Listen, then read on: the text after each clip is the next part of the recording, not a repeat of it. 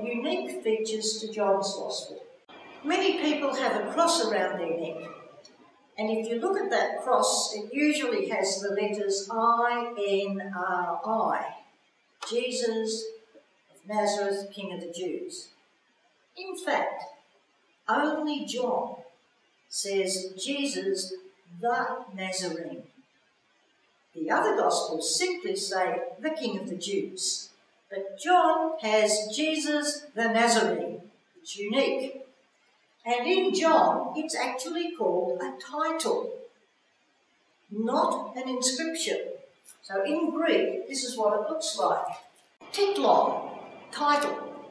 So it should be translated as title, Jesus the Nazarene. Here it is. Only in John is the title Jesus the Nazarene. It's also the final title. And in order to emphasise this title, it's used 3 times in the Passion narrative. This is John's way of emphasising. This is important. When we look at the beginning of chapter 18, we find the title, the Nazarene, used twice. When the arresting party come to Jesus, he steps out and says, "Who are you looking for?" And the response is, "Jesus, the Nazarene." Then they all fall to the ground, so Jesus asks them again, "Who are you looking for?" "Jesus, the Nazarene." When you read this Gospel on Good Friday, do make sure you're using those words, Jesus, the Nazarene, not Jesus of Nazareth. That's a title never found in the Gospel of John. Always Jesus, the Nazarene. So that's unique. So the next question is, what does it mean? What does this title, Jesus the Nazarene, actually mean? Here we go back to the prophet Isaiah, a passage that we often read associated with Christmas, Isaiah 11:1. "A shoot shall spring from the stock of Jesse, and a branch shall grow out of his roots." Now the word branch in Hebrew is netzah, and it's made up of, we'd say, the letters N-Z-R, the same 3 letters that are at the root of the word Nazarene and Nazareth. It's as if Jesus is dying under the title, Jesus the branch, Jesus the netzah. Now, that word branch is also found in another Old Testament passage.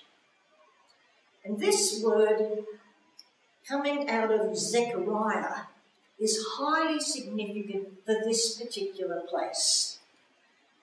In Zechariah, the word branch names the person who builds the temple. Here it is. "Behold the man whose name is the branch. He shall build the temple of the Lord." So listen to those words again. Behold the man, Ecce Homo, the name of this place. The words Pilate says when he introduces Jesus. And Zechariah says this is the name of the person who will build the temple. Here's the whole passage, Zechariah 6, verses 11 to 13. "Take from them silver and gold, make a crown, and set it on the head of Yeshua." Hear that word? Yeshua, the son of Jehozadak, the high priest, and say to him, "Thus says the Lord, behold the man whose name is the branch, for he shall grow up in his place, and he shall build the temple of the Lord." So, when Pilate introduces Jesus, he says the same thing. Ecce Homo, behold the man. And then Jesus dies on a cross under a title, Jesus the Nazarene.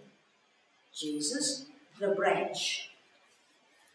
Now, you and I, because we're not Jews, we're not familiar with that allusion. either to Isaiah or to Zechariah. But the original audience, the original hearers of this gospel in the first century were primarily Jews. They would have understood the allusion. They would have heard in that phrase, "Behold the man," an allusion to Zechariah, and the word "the Nazarene," an allusion to Isaiah. So they would have these concepts in a way that you and I don't. So on the cross, one temple is destroyed, the temple of Jesus' body. On the cross, Jesus, the Nazarene, the temple builder, builds a new temple.